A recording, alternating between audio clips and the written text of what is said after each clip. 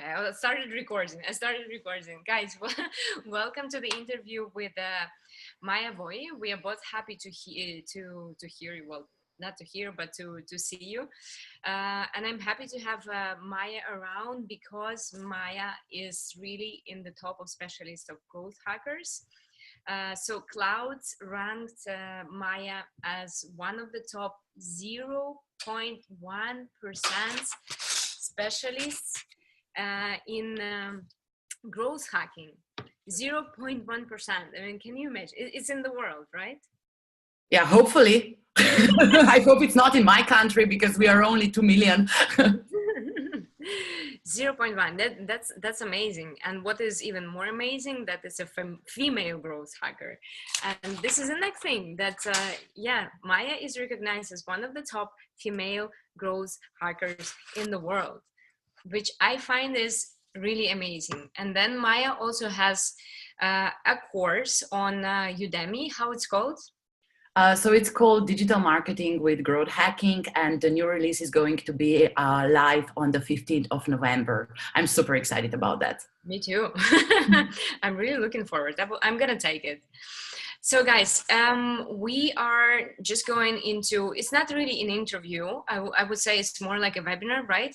Because Maja will tell us about how to generate leads for freelancers.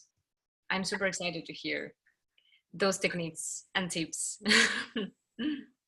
Yeah, absolutely, me too. Anna, thank you so much for inviting me. It's my pleasure to be here.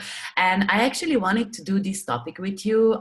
You know, we have been writing for quite some time now, and we determined this topic because it's sort of important in a way that when somebody starts to learn growth hacking, so for example, when we have growth hacking workshops in Brussels with Matt Kings, there are a lot of techniques, right?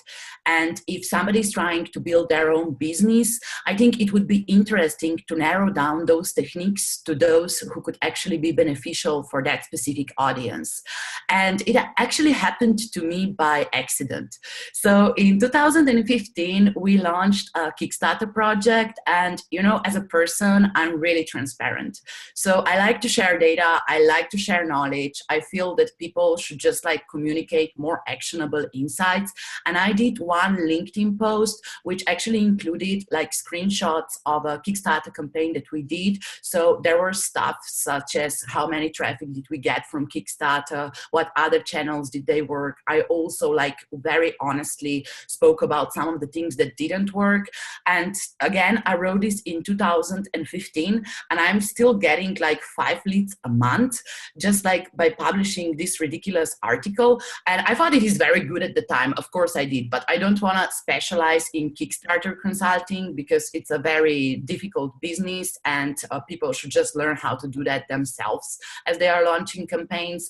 And I'm just like passing them to my colleagues who actually are active in Kickstarter community. But that's somehow how I realized the core principles, what works well for generating leads for freelancers. So do you mind if we just like list a couple of them now? No, go ahead. Okay, cool. So first of all, people are starting at very different stages. So I have a friend who started at when she was 22, and she just like sent out 100 cold emails listing everything that she can do for clients. And she got like 5 responses back, and maybe like 2 businesses out of that. So this is one approach. So when you're really young and you don't have really a perspective of what you are good at and what can you actually offer to people, when you are still defining yourself, and that's okay. You just have to like talk to broader audience and see what actually sticks around. But once you are a little bit older, like me, you know, I'm turning 30 next year, you got a better idea of what sort of things can you specialize, where can you provide the most value for the client.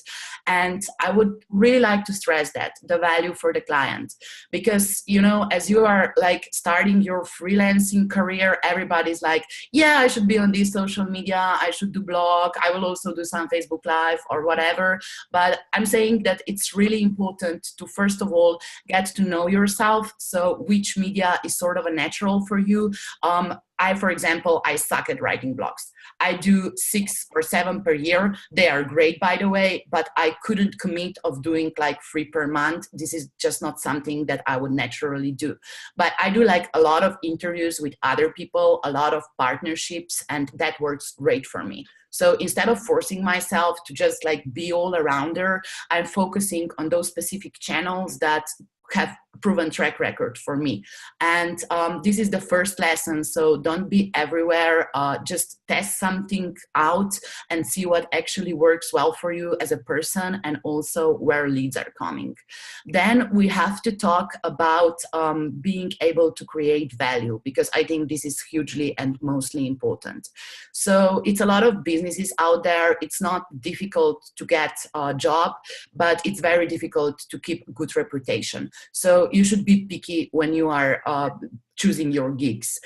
Sometimes it had happened that you cannot have the best possible relationship with a client, or some things just don't turn out. And for this reason, it's extremely important to pay attention of what is the actual value that you can bring to the table, and to really go into a smaller amount of gigs. And for those, you should really be comfortable that you can deliver, and you just have to deliver because it's your reputation at the stake, right? Once you get like bad reviews on an internet or something like that, there is practically no way back. So I've seen a lot of people who have been listing their skills in like freelancer platforms, and I don't necessarily agree with that, because the one thing that we have to pay a lot of attention as freelancers and when we are doing consulting are prices. So if you start with like really low fees, you will always be this person who does X for Y, right? So you would be a social media consultant who does gigs for 30 euros per hour. And this is not the best pricing that you could take. Eventually, you will just want to establish your business as something that is not like selling time, but you would actually like to either develop some passive sort of incomes, or just like provide packages and services that would enable you to have a predictable money flow. This is extremely important. Everybody, of course, is interested in having that. And now we have to talk about the techniques. How do you get to there, right? That will be definitely interesting. Cool. As we already established this understanding of that you have to know it yourself, that you have to know the client, I would actually like to talk about lead gen process now. So a lot of consultants that I know, and I also work with some, have very good landing pages. They might be having blog, and they are on the various different social media. So the first thing that you have to consider doing is to build like an email list. And how do you generate these emails is by putting lead magnets on your pages and also on blog posts. So when I'm saying lead magnets, I'm talking about stuff like join this webinar for free, join this course, download ebook, download checklist. This would be a pieces of value that you could deliver, and people would pay for it with an email. I also listened to a very interesting growth marketing podcast that Abdul is doing in the UK, and one of his guests said that he was selling these lead magnets and like invitations for free half an hour consultations for $1. So he didn't do it for free. He had to make sure that people are at least like semi-committed towards starting a relationship with that specific freelancer. I will put some links under this video now. So that's the other technique that you might be doing. And if you are like more of a senior, if you already have established some services and some packages that you can sell, then you should consider selling something which is called a penetration service. So this would either be an audit of your Google Analytics analytics. You could apply for a for a consultation that wouldn't be free, but would have like a very small price attached to it, so that people could really understand the value for their specific business that you are bringing to the table. And why I'm not really big on like giving stuff for free is, first of all, because you're like establishing a very bad price point at the beginning and not committing people enough. And second of all, because, you know, if you are a solo entrepreneur, if you are doing business of your own, to do like an audit on a very good level, you have to invest at least like 8 hours to it, right? 6 or 8 would be a reasonable number to just like review client stack. And of course, you have to prepare for each and every meeting that you have by checking clients' website, by asking them questions and just like understanding their business model. But I'm not big on doing stuff for free because I just don't have to, I guess. I actually have a question here. Sure. Yeah, so let's imagine that you are a one-entrepreneur. So you are not an entrepreneur yet, but let's say you have your offline practice and you want to go online with your services, with your consultancies. And basically no one knows you online yet. So you don't have credibility online, you don't have authority online. You just started your page and there are like 3 posts on it or anything. So in that case, does it make sense to try to charge people for your services, or you first need to build credibility online and only then go into charging people for your services? Okay, people usually say at this point, that's a very good question to buy themselves sometimes, but I agree, I completely agree with what you said as a second statement. So before expecting that people will actually trust you enough after Googling your name or your brand name, you have to have some sort of traction, right? And the easiest way how to build this initial traction is to be on platforms that already have some audience. So for example, Medium, and then featuring your blog posts on some channels that already have good traction would be a better way to go than just like launching one blog post and hoping that it will get traffic, because mostly it won't. Again, remember my LinkedIn example.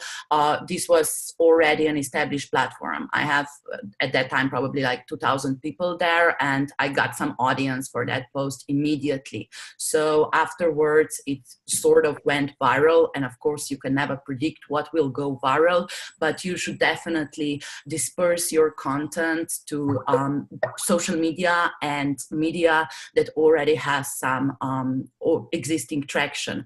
What's also working great these days are podcasts. So everybody's like podcasting or live streaming or something like that, and it's very easy to get these gigs if you just have a nice presentation of yourself, you know, if you actually did something interesting in your life. So get your story straight, say nicely what you did in life, what did you accomplish, for which brands have you worked. Like you sort of have to present yourself nicely. For example, Anna, you could just like, I'm ex-Googler, right? That would be an immediate attention grabber. Right? Guilty as charged, right?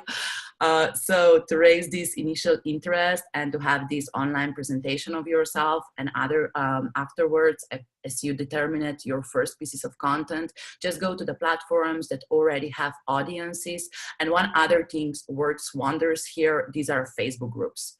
So there are a lot of excellent Facebook groups out there. You should be careful of which you choose, because I've seen too much in practice of just like people raving their message and business to, let's say, established believers, right? So preaching to the converted already. And you should really find channels that your target audience is into and try to launch your content there. On this content, you should have a lead magnet. So, you know, blog is something that is usually good to read. Maybe you share it on social media, but you really have to engineer those points when you can generate either an email or attract them to do a certain action for you. For example, apply for consultation or something like that, just to develop this relationship. And back to your question, you asked if it is possible to sell before you have established web presence. It's absolutely possible to sell, but you have to bring some people on your site to have it. And again, we are back to penetration services, so cheaper pieces of chunks, because as you don't know me, you don't trust me, you wouldn't just like initially hire me for 6,000 euros per month or something like that. But if you like what I'm writing, maybe you would buy an online course from me or an ebook or something like that. So after we have a couple of those touch points lined out, we can be more relevant for our audience, and we would be proclined of offering them calls and actually discuss of upselling them. So in practice of my practice and my colleagues' practice, this is something that works very well. I also share one example from Mad Kings. So Mad Kings is a growth hacking agency that I work for in Brussels. And Thomas is this genuinely talented salesperson, and he's like not selling aggressively, never. He's first of all always trying to establish some value. And the first step that we have is we usually do a growth hacking workshop with our companies. So we use a model called growth marketing canvas. It's free of charge. You can download it at growthmarketingcanvas.com. And it's a brilliant tool for brainstorming, because we have an understanding by now, after working with more than 100 companies, that people get extremely overwhelmed when they are starting with growth hacking. So there are a lot of ideas what to test. There are a lot of tools out there, but like with this tool, we bring some structure and some logical beginner point into this process. So on this canvas, we usually organize a one-day workshop, and the entire team just brainstorms and usually generates, to be honest, more than 100 ideas for their backlogs. Afterwards, we learn how to prioritize them and how to put stuff in action. We can help with implementation or not. But I really believe that this is like a good process of onboarding a client by starting with something small and manageable, something that gives them immediate value and results. And later on, if things work out fine, if we develop a good relationship with good trust, we can negotiate other things as well. So I hope that answers your question. Otherwise, you're welcome to have some other questions. Yeah, I actually understand that logic, which I try to use myself, which means first you offer a free product, magnet lead, or for extremely low price, as you said, for €1 or $1. And if the person feels engaged and if she or he likes the product, then you upsell a little bit more expensive product, but not your final product, which is really expensive. And then when the person really thinks, okay, this is the person I need to work with, she delivers great content, great results, interesting techniques, super useful tools, okay, I'm going to buy and to convert and buy the largest product. Beautifully said, beautifully said. So if you are Gary Vee or Neil Patel, I'm sure that everybody in the office is giggling right now because we have a very special relationship with Neil Patel. Like, you know, people will just go online and search from you, and it would be relatively easy to sell like a couple of $100 service immediately. That would be possible. But for the rest of us, for 99%, it's really more sustainable to build chunks of value. And let me bring up another concept in this story, what is called a moral debt. So as you are out there and you are producing a very high quality content and you are interacting with people and you're answering their questions, it's a lot of work. It can sometimes be challenging to balance like your client work and also promoting your business at the same time. But as you do it long-term and consistently, you will end up in this wonderful, precious situation where people will just buy stuff for you because you did so many awesome things for them before that they will just like feel that they should return the favor. And I'm not saying that your product will not be good, but just like you added up so much value already that after you will say, hey, I have something now, it's payable. Do you mind supporting me? Like the result will be phenomenal. And this is like the result that you have a good product market fit, or that you are like talking to a good audience, if that happens. Yeah, that's actually a very interesting thing that you're talking about. And I find it difficult to balance. And I've heard about it a lot already as well. That, for example, when you build your community online, for example, on Facebook, you have a Facebook group. So they say you need to provide so much of free, really engaging, valuable content, like really a lot of them. I don't know how to measure it. I don't know. Let's say 100 posts. No, I actually know how to measure it. I know how to measure it. How do you measure it? Because I'm attending a course of Arne Giske. Mm-hmm. And I've heard about him. So he's kind of a specialist on Facebook growth. And he's saying, so you need to imagine to yourself your ideal clients Yes. who lands on your Facebook group. And that ideal client should be so interested in the content you provide that he will easily spend 1 hour on your Facebook page. This is when you're ready to sell. Okay, I would say that you are ready to sell sooner. Sorry, I'm managing at least like 11 groups. I lost track on the go. So I'm on Facebook a lot. I have like one in my native country, Slovenia. I have a couple of them in Belgium. And I'm also like an owner of a couple of Slack channels. Mm-hmm. And for me, like, of course, you have to build a lot of value there.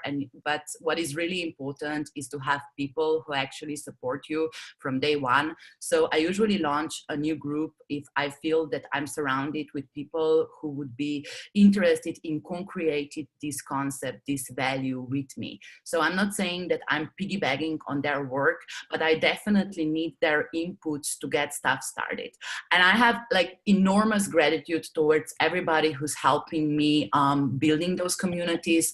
I'm more than happy to return favors, to focus their good work. But it is just like so much more interesting in engaging to have some co-moderators or like early evangelists to help you get started. And this actually brings us to the Q&A that you had yesterday, right? So how to do networking, how to build the relationships online and offline, of course. And for me, it all comes down to exchanging value. So, for example, you and me, we would be compatible, right? We could work well together because we have similar audiences. I think that we agree on a lot of stuff professionally, and we would be good partners. So if we see like immediate synergies, how this partnership could work for both sides, this is a brilliant relationship that we can build.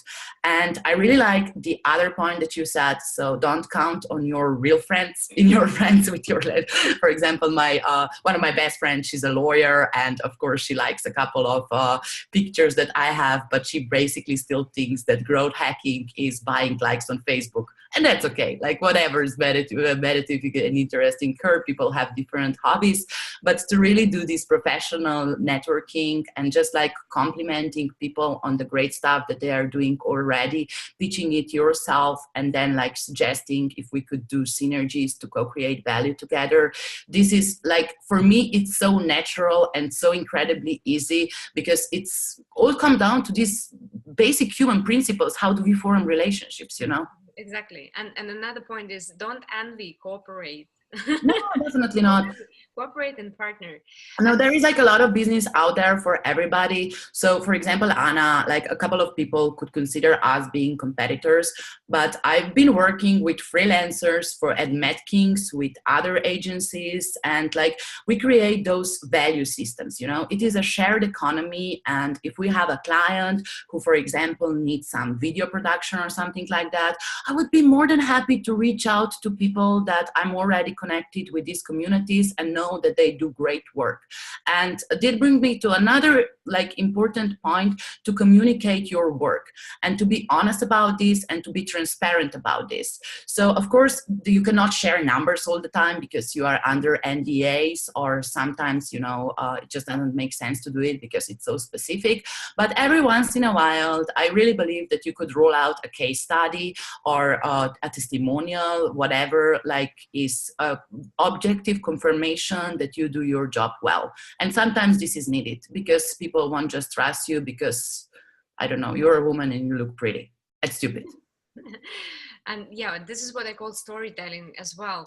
And I've seen that a lot of people who start do this mistake, that they think, okay, I first will build minimum viable products, and then I will go online, and because the product will be so great, people will start buying it. And it just doesn't work like that. That's why it's important, even if you don't have your product yet, to show people how you're working on it. Right, and that brings me down to another very important fact, and I'm so glad that you brought it up, to test stuff. So not to just like have this genius idea, I don't know, people will be interested how to do a manicure for your dog. Like, you know, you should definitely ask maybe some Facebook groups if people find value in this, if they would be like willing to participate. I had an awesome interview yesterday with Stella. So her team raised more than $1 million on Kickstarter, and how they actually went on a Kickstarter with their second product is that they first like introduced a prototype to their communities, and it was possible to pre-order it via email. So it sold out in an hour, I think she said. And this is how you realize that you are onto something. For example, also yesterday, when you asked this question on Facebook, I love, by the way, how you are engaging community. You're so great at that. So yesterday you asked that, like, what would you blog about if you had more time? And people just like pitched idea, right? And from this feed, you could have like sort of a positive feedback that somebody or like a certain amount of people will react well to your idea. And this is exactly what I'm saying when I'm saying that the MVP has to be tested. So that it doesn't have sense to you, but for more people, and people will actually like it. So customer interviews, outreaching on social media, talking to actual users, what do they miss about solution that they currently have. For example, like what we do currently in growth hacking, when we do experiment prioritization, it's a spreadsheet. It's just a Google sheet out there, and people have incredibly hard job of like putting first experiments in the spreadsheet and then to move it in a project management tool. And I'm like right now actively looking for a solution that would sort of automate this, because it would prevent us a lot of manual work. And I shouldn't be reacting just like on my pain. I will definitely reach out to other growth experts if they are like irritated by the exact same thing, right? Great. I'm actually looking if there are any comments or questions out there. Yeah, there is one saying, go, go, go, Maya. Is it Thomas? No. It's actually someone else. Valerian. It's Valerian. Oh, wow, Valerie. Hi, greetings. So good to have you here. Okay, that's great. Actually, I wanted to mention one more point. Yeah. I'm really happy that you mentioned that. Okay, I want to elaborate a little bit more on that, because when you start your Facebook group, for example, your Facebook online community, usually someone gives you an advice. Okay, to grow your group, first add your friends and people who are around you. That's how you will have first people in your group. And so we do. So we add our friends and friends of friends, and we start posting, and then we don't see any reaction. And you're like, oh my God, like I'm probably creating crap content because people are not reacting on it. I mean, why my friends are not supporting me? Forget your friends. Like, forget your friends, guys, really, because they have absolutely different interests, and they may be even doubting about what you do. So focus really on finding people who would be interested in your product. So find the groups and communities where people do more or less like the same stuff as you do, or relevant stuff, or around relevant stuff. And just engage those people, invite them to be your friends to a personal profile, and then through a personal profile you can build a funnel that will bring people to your business page or to your Facebook group. So don't get That's a really good point. That's a very good point. Sorry, do you mind if I just like add something to that? Here, go ahead. Yeah. So in life, we have up to 10 incredible people who love us and they will like whatever we post on Facebook. We also have some colleagues from our professional life who are extremely supportive and know how hard it is to get something started. So those guys will probably be on board too. And from there, I would probably just like share this group on my Facebook profile. Hey folks, I'm doing this. If somebody's interested, you're so totally welcome. So you can still leverage those people. Of course, you cannot rely that all your 1,000 friends will come automatically to your Facebook groups, but I believe that 20 could, because Yeah, they would be definitely. generally interested, and then you leverage from there and just like ask them to help you grow the community or to write a little introduction there. So I believe it's can be done organically based on leveraging your existing network, but as you said, definitely this is not the end point. Mm-hmm. Yeah, but you also need to realize what kind of network that you already have. So if your network is not really relevant to what you do, then inviting friends or um, friends of friends would probably not be an option. But you definitely will get the first like 10 people who will maybe even like what you do, so you will get your 2-3 likes initially. But yeah, don't get discouraged if you don't get feedback, likes, or comments on your posts initially. It's just because the people that you're targeting are not the right people. Okay, so do we have anything else to share, or we can just wrap it up and summarize? I would love to answer some questions if there are any. Um, yeah. Are there any questions on your side that you can see? No, I'm in our Zoom, so I don't see what's going on Facebook right now. Okay, I don't see any questions for now. Guys, if you watch us and if you have any questions, do drop them in comments. I'm not sure we will be able actually to see them because the live is shared in different groups. So it will be difficult for me to follow up on that now, but we will definitely answer all the questions after the live session is finished. But for now, I will try to summarize everything what Maja said. Even though I have a horrible memory, I'm like a golden fish. I don't mind doing that as well, but if you prefer to do that, please go ahead. Okay, I will try to do that. And if I forgot anything, you will just add. So guys, when you go out there online and try to build your business and try to build your credibility and expertise, try to write your expert articles on the platforms that already have audience. And writing on that platforms can bring you more leads than on the platform that you just open on for example, Facebook, on LinkedIn, and where you don't have any audience actually. And when you post something on those channels, for example, LinkedIn or Medium or Quora actually is another one, you need to put magnet leads into your expert article, basically offering people something with a free value or really cheap, so they would get acquainted with what you do. And you also need to put links to your, I don't know, business page, your website, wherever you want those people to go to. Then you can also try podcasting. Podcasting is a really big thing, which can also bring you leads. And you can do podcasting, it's in iTunes, SoundCloud. Do you know any other places? No, you can host it anywhere. Like it's really easy to integrate those voice recordings there. So either you host your own podcast if you have time, or like do interviews with experts in blogs, or you just like, hey, I'm doing something excited. Would you like to have a podcast with me?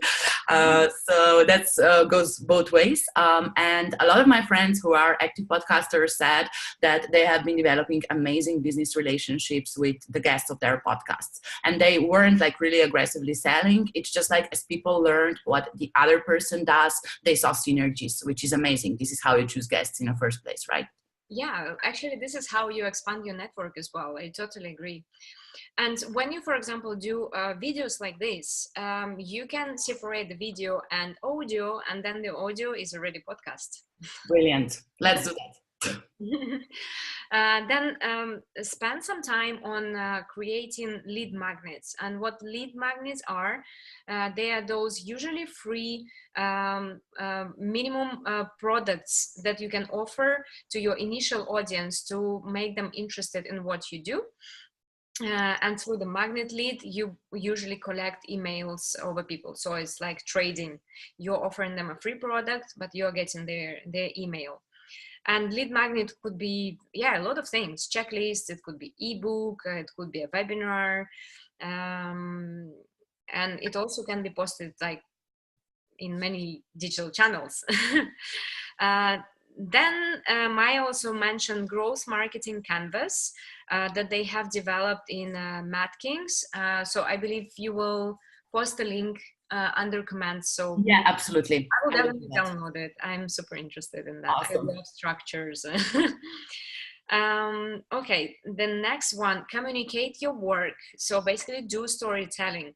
Before you develop the whole product, which no one then need, well, they might need it, but it might happen that you spend a lot of time just to realize that no one needs your product. Test it and prototype it and tell the story to people on what you do to see their reaction. And I think that's it. Did I forget anything? No, I would just like to add something. It's a beautifully structured. That was so nicely done. But maybe there is a question of how do you bridge the gap between like generating those emails and actually doing something with them, right? So in Europe, with GDPR, we have to get the permission for talking with people now. So no more cold mailing. But like still, we could put this list of emails on retargeting lists on Facebook, and then like for example. Try to upsell them with our cheaper service or some other lead magnet to create even more value if we haven't like really got in touch with them. And eventually you will have to build a CRM.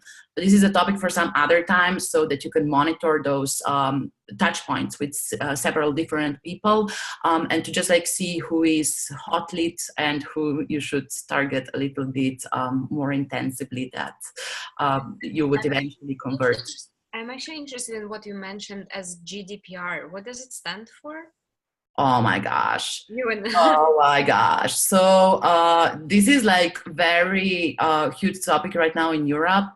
Like before, if you're a sales organization, you could just like scrape some emails and without like knowing that person, shout out some emails. But with this change in legislation, this is going to be prohibited and there are like severe punishments for that. So we will have to be a lot more careful of, first of all, asking for permissions.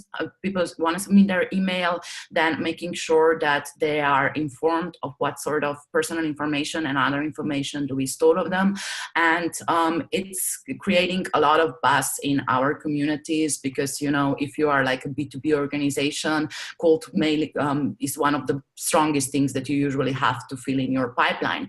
So we still don't have like an exact solution for it, apart from these recommendations that you should really build more sustainable marketing, sales, and growth practices, and to really make sure that you embed this in your lead generation process, if that makes sense. So if you, for example, I'll just try to understand what's the process. If you collect the emails of people with your magnet lead, it still doesn't mean that you can send emails to them. No, that's okay. Like if you have these terms of service, I'm not a lawyer, you should definitely check it out. But if you like got a permission for them and you wrote like that you will be contacting them in future, that's okay. But you cannot go with like an email hunter or other tools to LinkedIn and just like steal somebody's emails that never like really agreed to be in touch with you. This is wrong. This business practice would not be sanctioned. Yeah, that's for sure. So, okay, terms and conditions, guys. Terms and conditions. You need to let your potential leads know that you will be sending an email to them. And I suppose there should be an option that tells them, yes, I agree, and then no, I don't. Yeah. And you should also like realize that people could like at every point contact you and ask you to delete those details, and you would have to do that. So it's getting more transparent, and I sort of like that, because internet as we know it in the last 10 years, it's really been a wild west. And of course, like we growth experts are knowledgeable about that, and like the majority of shade expresses is just ha ha ha, somebody's using X tool. But you know, for like less internet advanced users, such as for example my mother or even like our older relatives, these things are confusing, misleading, and not ethical. Okay, that's great. Thanks for information. I still have some questions. I actually seen one in the comments, and then I have my personal questions to ask. So Katarina Carvalho is asking, how can we succeed on Facebook ads? I did one promotion, but it didn't work that well. Can you give me some tips? Okay, Katarina, hi. You must be Slovenian. In Slovenia, we have a couple of experts who do that very well. So Mojca Marš is definitely one of them. She's producing tons of valuable content for creating Facebook ads. You could also reach out to some of the agencies that are active in Growth Hacking Slovenia groups. But personally, like what I would suggest is to maybe first try to create a lead magnet and to have like this sort of a landing page ready for you to generate those emails, then drive some traffic with Facebook ads, target it well, know your audience, see what happens there, and from there you optimize. So I wouldn't go and just launch lead ads, because lead ads are usually horrible. Facebook pre-populates data there, and what you could get are some weird personal emails that could not even be in use any longer, and people just like sometimes forget that they submitted data. So I've been testing this for 20 times. It worked 2 times out of 20. So just make sure that you are informed of what are different advertising forms that exist out there. Ask in Growth Hacking Slovenia or other communities. There are experts specialized exactly in that.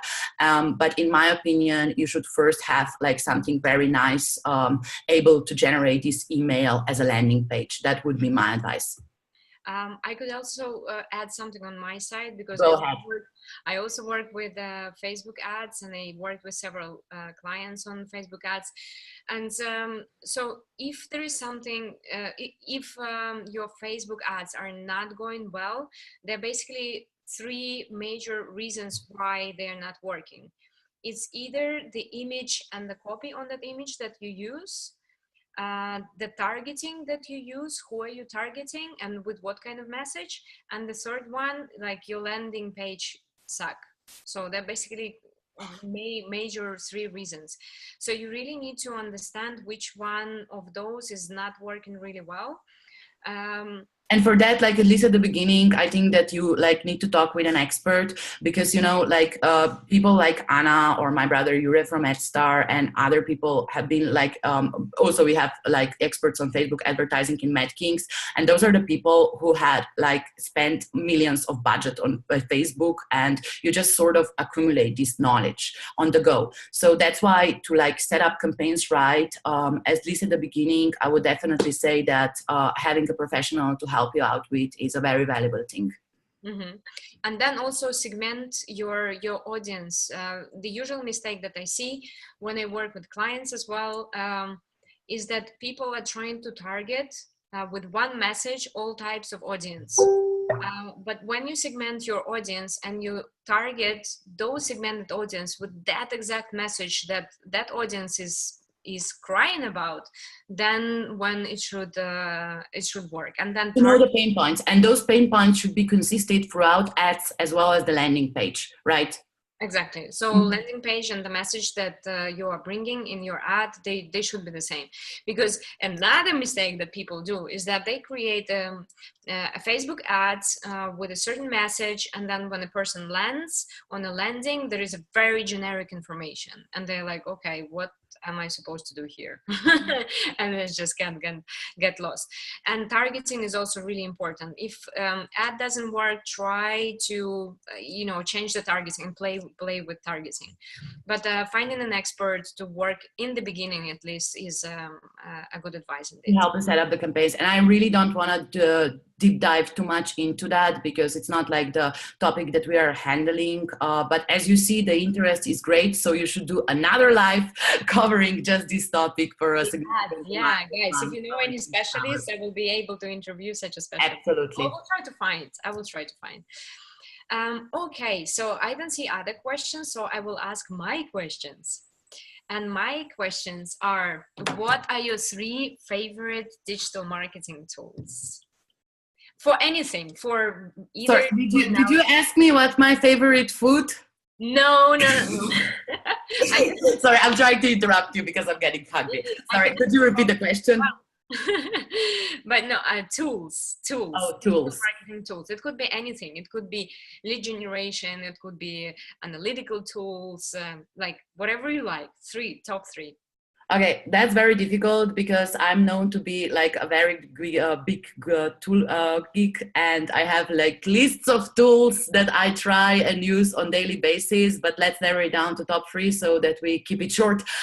First of all, I love Chatfuel. Sorry. I've met Crowdfire. Sorry, I totally mixed that up because we were setting up this Chatfuel bot before. So it's Crowdfire. I love Crowdfire. Crowdfire is an amazing tool for managing social media. I got like a very good content recommendation system there, and I totally love it. The second one is Hotjar. I just like did this cool partnership with them now for our Udemy course that will be launched on the 5th of November about growth hacking.